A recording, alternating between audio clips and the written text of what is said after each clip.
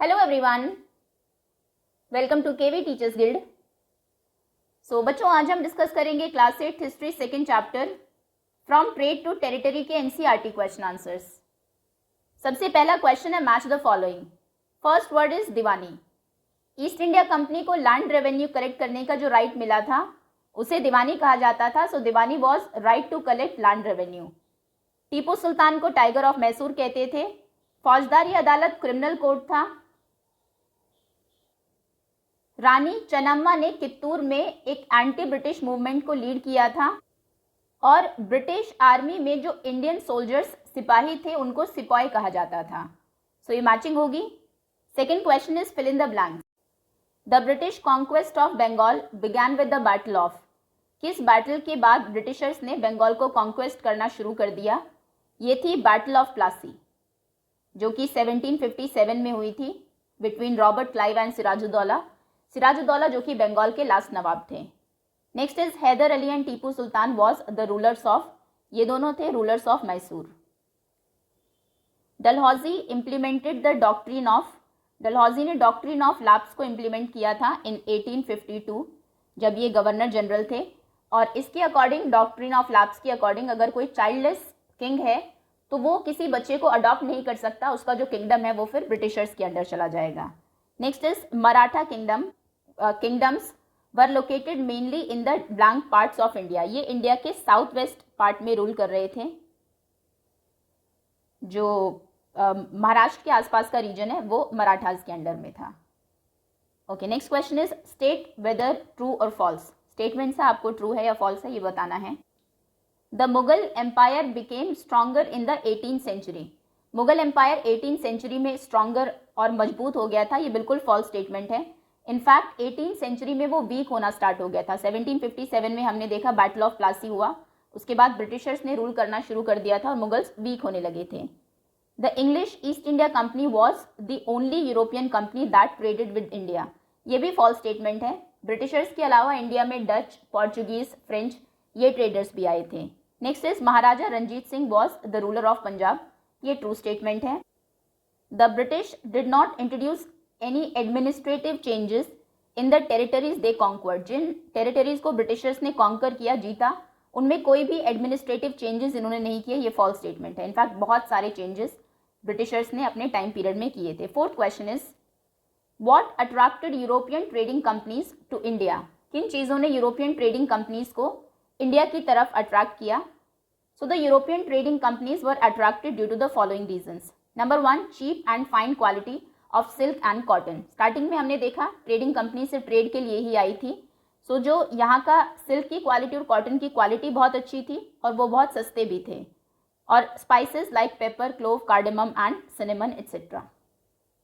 Next is what were the areas of conflict between the Bengal नवाब्स and the East India company.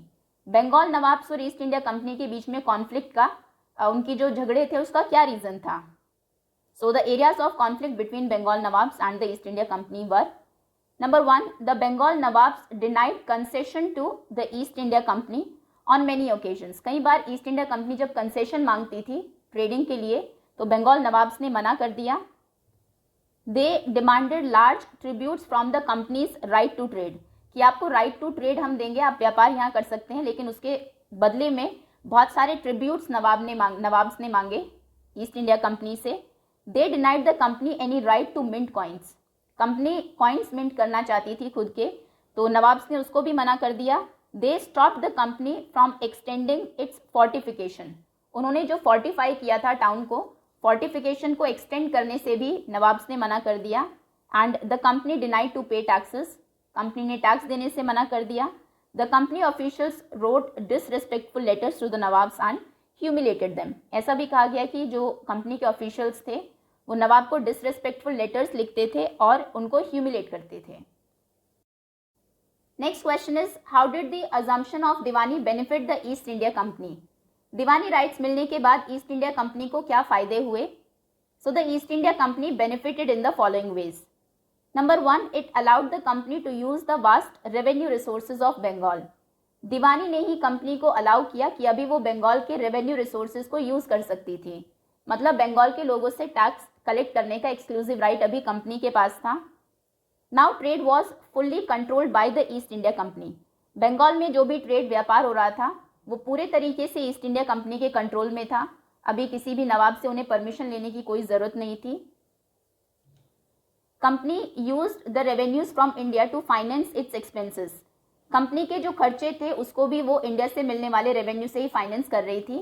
खर्चे जैसे कि cotton और silk textiles को परचेज करना, कंपनी ट्रूप्स को मेंटेन करना and meet the cost of building the company fort and offices at Calcutta.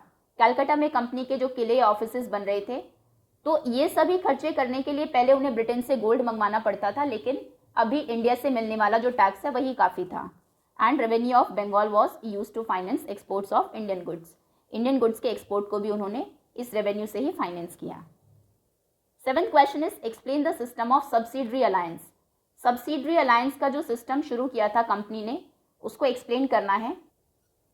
So according to the subsidiary alliance, the Indian rulers were not allowed to have their independent arm forces. इस alliance के according Indian जो rulers थे वो अपने independent arm forces नहीं रख सकते थे। They came under the protection of East India company.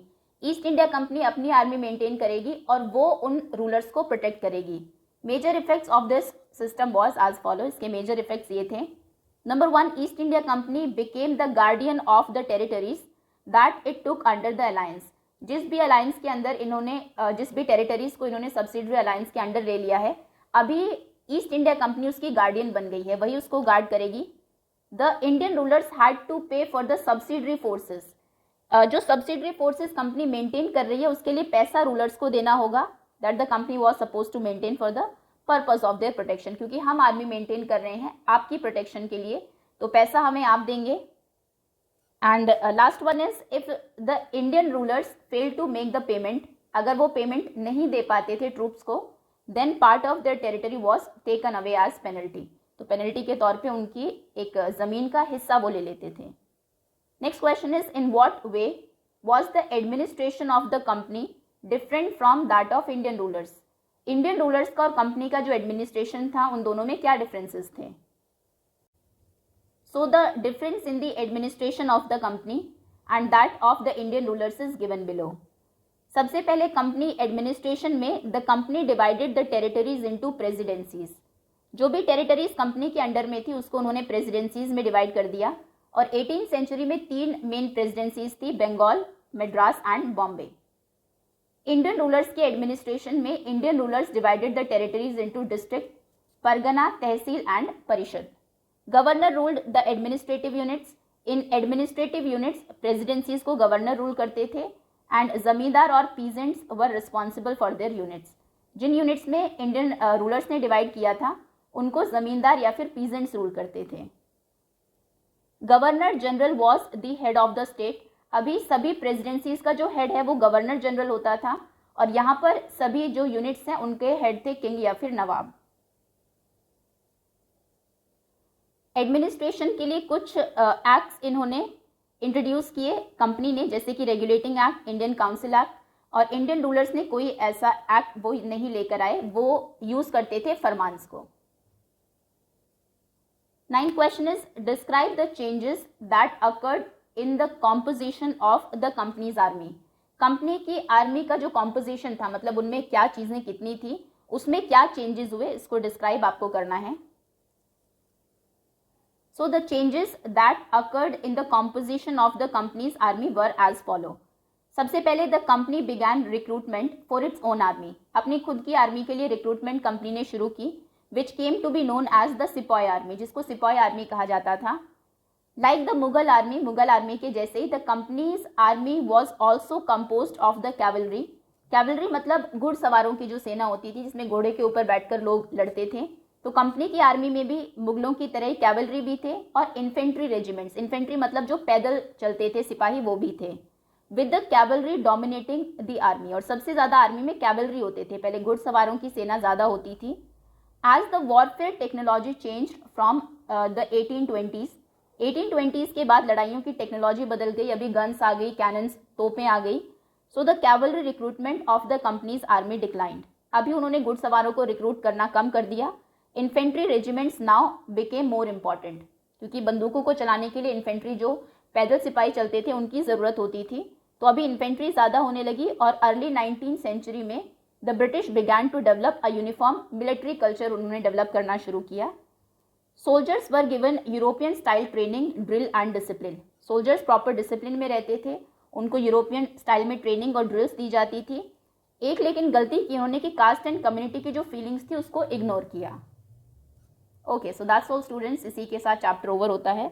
Hopefully सभी क्वेश्चन आंसर्स क्लियर होंगे आपको। So thank you so much for watching.